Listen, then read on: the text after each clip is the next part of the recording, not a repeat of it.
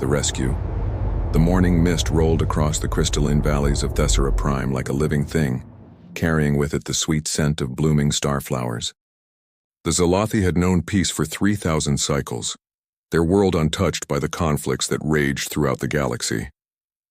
They were a modest species, content with their simple existence, their bodies translucent like living glass, standing barely 4 feet tall with delicate wings that shimmered in the twin sun's light.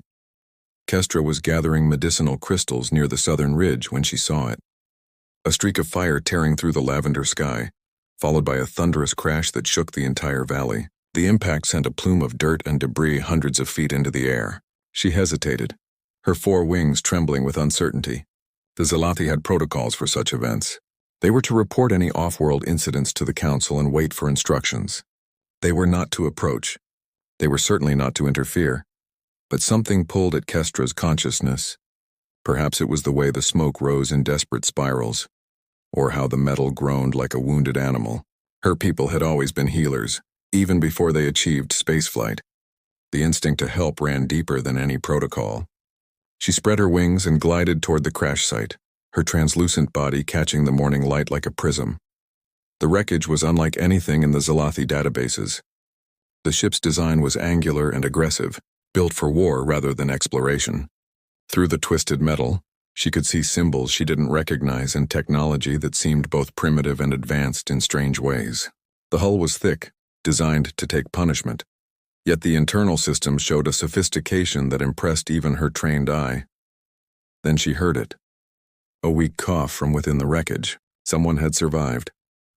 Kestra moved closer, her heart chambers pulsing with nervous energy. Through a gap in the hull, she saw the pilot. The being was massive by Zalathi standards, easily twice her height even while slumped in the command chair. Its skin was a strange peachy color, with patches of red where injuries had drawn blood. The creature had only 2 eyes, both closed, and strangest of all, it had no wings. How did such beings move quickly without wings? The pilot's breathing was labored, rattling with each intake. Dark blood seeped from multiple wounds, and one of its lower limbs bent at an unnatural angle. Kestra knew she should leave, report to the Council, and let them decide. But the being's breath grew shallower with each passing moment.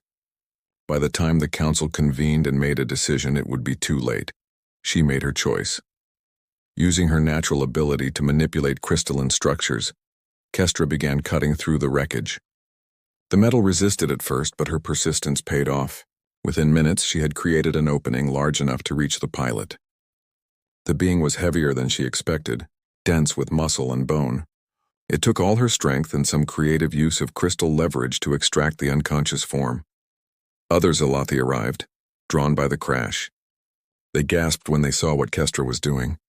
"You cannot bring it to the healing chambers," Elder Vorin protested, his ancient wings fluttering with agitation. "We don't know what it is or where it comes from. It could be dangerous. It could bring danger to us all." Kestra looked at the gathered crowd, then at the dying being in her arms. "Look at its ship," she said.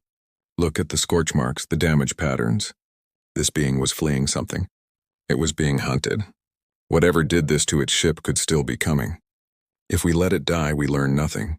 If we save it, perhaps we learn everything." The logic was sound even if the risk was great. After much debate, conducted in rapid crystalline harmonics that would have sounded like wind chimes to human ears, the Council agreed. The being would be taken to the healing chambers, but under heavy guard. The Zalathi's healing chambers were marvels of biocrystalline technology. Living crystals that could read biological patterns and reconstruct damaged tissue. They had never been used on an alien species before. But the crystals were adaptive, learning as they worked. Kestra watched in fascination as the crystals mapped the being's internal structure. 2 hearts working in sequence, a robust skeletal system, a brain of impressive complexity. Whatever this creature was, it was built to survive. The healing took 3 days. The Zalathi worked in shifts, monitoring the process, adjusting the crystal frequencies when needed. The being's bones mended, its organs repaired, the dangerous swelling in its brain reduced. On the 3rd day, its eyes opened. They were blue, like the deep pools in the sacred caverns, and they held an intelligence that immediately put the Zalathi at ease. The being tried to speak, but its language was incomprehensible. It looked around, taking in the crystalline chamber, the Zalathi surrounding it, and its own repaired body. Then, in a gesture that transcended language, it placed its hand over its heart and bowed its head. Universal translation came slowly. The Zalathi's translation crystals needed time to decode the being's language patterns, but within hours, basic communication was established. The being called itself human, specifically Lieutenant Marcus Chen of the Earth Defense Force. His ship had been attacked by raiders while escorting a supply convoy. He'd led them away from the convoy, taking heavy damage before his hyperdrive failed and dropped him in the Thessera system. "You saved my life," Marcus said, his voice still weak but filled with emotion. "My people, we don't forget such things. A debt like this, it cannot be measured." Elder Vorin stepped forward, his crystalline form catching the light. "We require no payment. We helped because it was right to help. That is our way." Marcus struggled to sit up, wincing despite the healing. "You don't understand. Humans, we're not the strongest species in the galaxy. We're not the smartest or the most advanced. But we have something that makes us dangerous to our enemies and valuable to our friends. We remember every kindness, every cruelty, every debt owed, and we pay them back with interest." The Zalathi didn't understand what he meant then. How could they? Their world had known only peace. They had no concept of the storm that raged beyond their borders, the constant warfare between species fighting for resources and territory. They didn't know that humanity, still young by galactic standards, had survived not through superior technology but through something far more powerful, an absolute refusal to abandon their allies. Marcus spent 2 weeks recovering fully. During that time he learned about the Zalathi, their peaceful ways, their remarkable healing technology, their complete lack of military defenses. The revelation terrified him. "You have no weapons? No shields? No defense fleet?" "We have never needed them," Kestra explained. "Who would attack us? We have nothing others want. Our crystals only work for us. Our world has no rare resources. We pose no threat to anyone." Marcus shook his head. "That's not how the galaxy works anymore. The raiders who attacked me, they don't care if you have something valuable. They destroy for the sake of destroying, and there are worse things out there. Much worse." He showed them data from his damaged ship's computer. The Zalathi watched in horror as they saw recordings of worlds burned, peaceful species enslaved or exterminated, the strong preying on the weak without mercy or reason. They had lived in isolation for so long they hadn't realized how dangerous the galaxy had become. "We should help you repair your ship," Elder Vorin said finally. "You need to return to your people." Marcus nodded, but his expression was thoughtful. "I do, but first I need to make a recording. A message for Earth Command. They need to know about you. About what you did for me. My people need to know that there's still good in this galaxy. That there are species worth protecting." The Zalathi helped Marcus repair his ship, using their crystal technology to restore systems they barely understood. It was a learning experience for both sides. Marcus was amazed by their ability to grow crystalline components that perfectly replaced damaged parts. The Zalathi were fascinated by human engineering, crude in some ways but ingeniously robust. The day Marcus left, the entire colony gathered to see him off. He stood before them in his repaired flight suit, looking like a giant among the delicate Zalathi. "I don't know if you understand what you've done," he said, his voice thick with emotion. "You didn't just save one human. You reminded me why we fight, why we explore, why we refuse to give in to the darkness. You've given me hope." He placed his hand over his heart again, the gesture the Zalathi had come to recognize as deeply meaningful to humans. "I swear to you on my life and honor, Earth will not forget this. We protect our friends always." His ship lifted off, disappearing into the lavender sky. The Zalathi returned to their daily lives, treasuring the memory of their strange visitor but expecting nothing more. They had helped because it was right to help. They needed no reward. They had no idea that Marcus Chen's report would reach the highest levels of Earth Command. They couldn't know that humanity's leaders would read about a peaceful species who had saved a human pilot without thought of reward, who had shared their technology freely, who had shown kindness in a galaxy increasingly devoid of it. And they certainly couldn't imagine what humanity would do to protect such precious innocence. The returned 3 years passed on Thessera Prime like a gentle dream. The Zalathi had almost forgotten about their human visitor, though Kestra still kept the small metal pin Marcus had given her, something he called a unit patch from his uniform. Life continued in its peaceful rhythm until the day the sky filled with shadows. They appeared first as dots on the horizon, growing larger with each passing moment. One ship, then 10, then 50, then hundreds. The Zalothi's primitive sensors screamed warnings as massive vessels dropped out of hyperspace, surrounding their world in a sphere of metal and power. Each ship was enormous, bristling with weapons, their hulls scarred from countless battles. Panic spread through the colony like wildfire.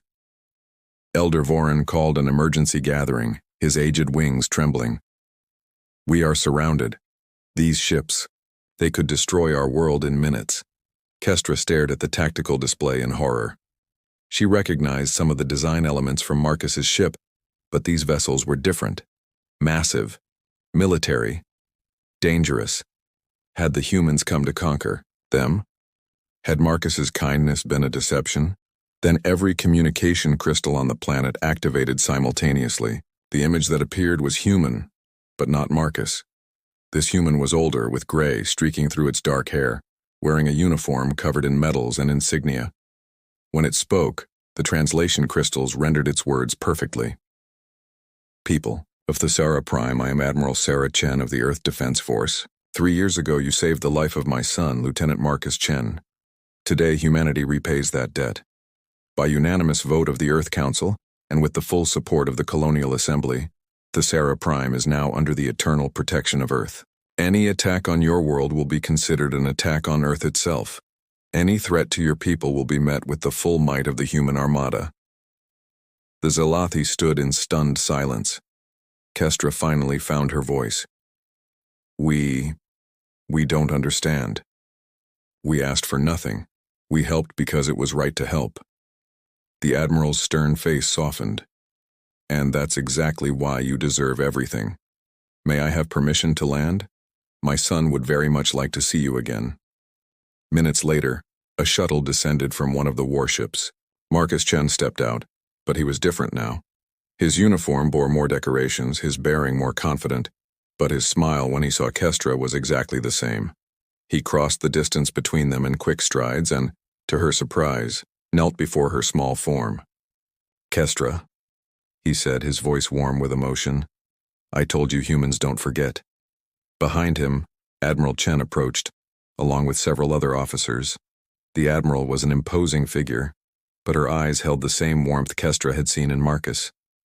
"You saved my son when you had every reason to fear him, to leave him to die. Do you know how rare that is in this galaxy?" "We are healers," Elder Voron said simply. "It is our nature. And that nature is precisely what the galaxy needs," the Admiral replied. She gestured to the sky where hundreds of warships held station. "This is the Third Fleet, one of Earth's primary defense forces. From this day forward, a contingent will always be stationed in this system. We're also establishing a defense platform in orbit and upgrading your sensors to military grade." The Zalothi were overwhelmed. "But why?" Voron asked. "We are not your colony. We are not even allies. We simply helped one person." Marcus stood, his hand returning to that familiar position over his heart. "On Earth, we have a saying, 'A friend in need is a friend indeed.' But we have another saying too, 'Touch one of ours with kindness and we'll move heaven and earth for you.' You didn't just heal my body. You showed me that goodness still exists in this universe. That's worth protecting."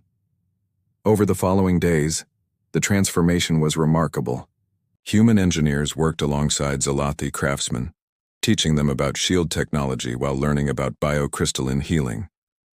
A defense platform materialized in orbit, a massive structure bristling with weapons that could repel any raid or invasion. Communication arrays were established, connecting Thesara Prime directly to Earth Command. But more importantly, word spread throughout the galaxy. The humans had claimed Thesara Prime as a protectorate, not through conquest, but through gratitude. The message was clear: harm the Zalothi and face the wrath of humanity. Some species scoffed. The humans were still newcomers, their technology impressive, but not supreme. Then came the first test, a raiding fleet, the same group that had attacked Marcus years ago decided to probe the human defenses. They lasted less than 10 minutes. The human fleet didn't just destroy them, they hunted down every ship that tried to flee, broadcasting the battle across the galaxy as a warning. The second test came from a more serious threat. The Craven hegemony, a militant empire that had conquered dozens of worlds, demanded the Zalathi submit to their rule. Earth's response was swift and decisive. Not only did they refuse, but they moved their entire second fleet to the border of Craven space. The message was unmistakable. Touch Thessera Prime and face total war with humanity. The Craven, for all their aggression, were not stupid. They withdrew. As the months passed, something unexpected happened. Other peaceful species began reaching out to Earth, offering trade, cultural exchange, even alliance. They had seen what humanity would do for those who showed them kindness. In a galaxy where might made right, humans had demonstrated something different: loyalty that transcended logic, protection that required no payment, friendship that demanded no submission. Kestra stood with Marcus on the observation deck of the new orbital platform, looking down at Thessera Prime. The planet looked the same, its crystalline valleys still sparkling in the sunlight, its peaceful beauty unchanged. But now it was safe. Truly safe. "Your people have given us so much," she said. "How can we ever repay you?" Marcus smiled. "You already have. You reminded us who we are. Do you know what my report said? The one that started all this?" Kestra shook her head, her wings catching the light. I wrote, "I found angels in the darkness. They healed me without question, helped me without payment, and sent me home with nothing but kindness. If humanity stands for anything, if our struggles mean anything, we must protect such innocence. For if we let the darkness claim even one light like theirs, we have already lost." He turned to face her fully. "The Earth Council didn't just vote to protect you. They voted unanimously. No debate, no dissent. The representative from Mars, a man who hadn't agreed with Earth on anything in decades, stood up and said, 'If we don't protect those who show kindness in this cruel galaxy, then we deserve the darkness.' That's what you did, Kestra. You united humanity in a way no threat ever could." The Admiral joined them, datapad in hand. "We've had requests from 15 other peaceful species for protection agreements. They're offering their technologies, their knowledge, their friendship. You've started something, Kestra, a new kind of alliance, not based on fear or mutual benefit, but on the simple principle that kindness should be protected." Elder Vereen, who had been listening, spoke thoughtfully. "We have a saying, a single act of kindness can echo through eternity. We never understood what it truly meant until now." The human fleet remained, a permanent guardian in the sky. Trade routes were established, bringing prosperity to Thessera Prime while maintaining its peaceful character. Young Zalathi began training with human medics, their healing crystals revolutionizing battlefield medicine. Human artists came to learn the Zalathi's crystal singing, while Zalathi philosophers traveled to Earth to teach their wisdom of peace. But perhaps the most significant change was in the galaxy itself. The presence of the human fleet at Thessera Prime sent a message that resonated across space. There were still those who would stand for the innocent, protect the peaceful, and guard the good. Other species began to reconsider their own positions. If the humans would go to such lengths for one act of kindness, what might they do for true allies? Within a year, the Thessera Accords were signed. 43 species, many of them previously isolated or victimized, joined together under humanity's protection umbrella. It wasn't an empire or a forced alliance, but a voluntary association of worlds that agreed on one simple principle: those who help others deserve to be helped in return. The Zalathi became the moral heart of this new alliance. Their healing technology saved countless lives, their peaceful philosophy influenced policy, and their story, the story of how one act of kindness changed the galaxy, became legend. Marcus was promoted to captain and given command of his own vessel, which he named Thessera's Hope. He made regular visits to the planet, each time bringing gifts from Earth and stories of the lives saved by Zalathi healing technology. The bonds between the two species grew stronger with each passing year. On the 5th anniversary of first contact, a celebration was held on Thessera Prime. Representatives from every member of the Thessera Accords attended. Admiral Chen gave a speech that was broadcast across the galaxy. 5 years ago, the Zalathi could have let my son die. It would have been safer, easier, logical. Instead, they chose compassion. They chose to help a stranger from the stars, asking nothing in return. That single act of kindness has led to this moment, where dozens of species stand together not as conquerors and conquered, but as friends. The Zalathi taught us something we had forgotten in our struggle to survive. Sometimes the greatest strength is shown not in destroying your enemies, but in protecting those who cannot protect themselves. As the celebration continued into the night, Kestra stood with Marcus, watching the fireworks that painted the sky in brilliant colors. The human fleet still orbited above, their running lights like new stars in the heavens. "Do you regret it?" Marcus asked. "Your world has changed so much because you saved one stranger." Kestra's wings shimmered with what the humans had learned was the Zalathi equivalent of a smile. "Every act of kindness creates ripples. We cast a small stone into the cosmic pond and you returned with an ocean of gratitude. How could we regret that? Even with all the attention, the responsibility?" "Responsibility?" Kestra considered the word. "No, Marcus. We have the same responsibility we always had, to help those in need. Now we simply have the means to help more." In the years that followed, Thessera Prime became a symbol of hope in a galaxy that had known too much darkness. The human fleet remained eternal guardians of a world that had shown them kindness. Other species came to understand what the Zalathi had always known and what humanity had never forgotten. In a universe full of darkness, every light must be protected. The story spread throughout the galaxy, told in different ways by different species, but always with the same message. They helped one wounded human, and Earth assigned an armada to protect their world. Not as payment, but as promise. Not as debt, but as devotion. For in the end, the greatest truth the galaxy learned was this. Humans might not be the strongest or the smartest or the most advanced, but they were absolutely, unquestionably the most loyal. Touch one of theirs with cruelty and face their wrath. Touch one of theirs with kindness and gain their eternal protection. And on Thessera Prime, where crystalline valleys still sparkled in the light of twin suns, where peaceful beings still gathered healing crystals in the morning mist, where kindness had saved one life and changed the galaxy, the Zalathi continued their simple existence. They helped those in need. They healed the wounded. They offered kindness without question, because that was their way. It had always been their way, and now, thanks to humanity's gratitude, it always would be.